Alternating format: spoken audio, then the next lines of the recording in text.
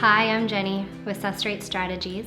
I'm a strategic legacy planner, and I specialize in securing the legacy for your family for all future generations. So I have a lot of people lately asking me why I decided to be a financial advisor. And when I think about it, it stems back from when I was a child. My parents owned a restaurant, and so they were very busy people. But at the end of the night, my mom and I would count the till together. And from that, we just naturally started having discussions about money. And that became our time together, and that was our bonding time. It created a great relationship with my mom and with money, and to value money.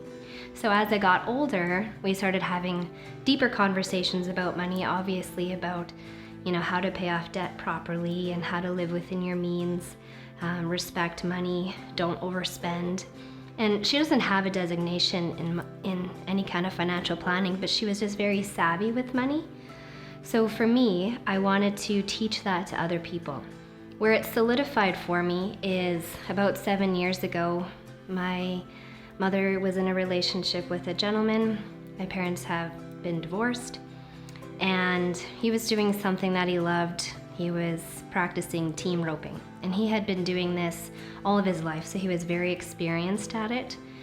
And one day, he had an accident, tripped, the horse fell on him, and he had his second brain injury. He was rushed to the hospital, and he was in a coma for 3 weeks. And when he woke up, he couldn't walk, talk, eat. He couldn't really move. He had no motor skills. And my mother told me that her biggest fear was she was worried that he would wake up and not remember her. He was in the hospital for 3 months and almost passed away in the hospital there because he had a major staph infection.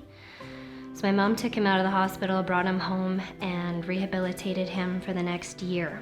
She didn't have a lot of professional help doing that because we're from a small town.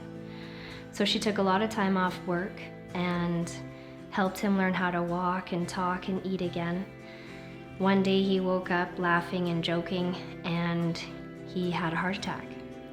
So again, my mom rushed him to the hospital, and he ended up passing away in her arms. And my mother had to go to work the very next day after his funeral. And the next 2 years after his passing, my mother was a ghost.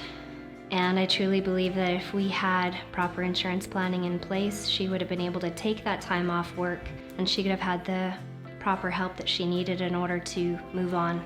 So if my mother decided to take time off work for a couple years, she could have, without the stress of feeling like she needs to be going back to work.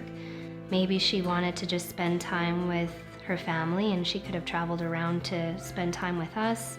Everyone's grieving processes are different, and so just to have that in place and to know that you can do all of those things for yourself guilt-free to help you with your state of mind and your grieving, and continue on with your life in a healthy way. I decided to be an advisor for all of these reasons, to make sure that people are taken care of in the worst time of their life and that they can move on from this in a healthy way.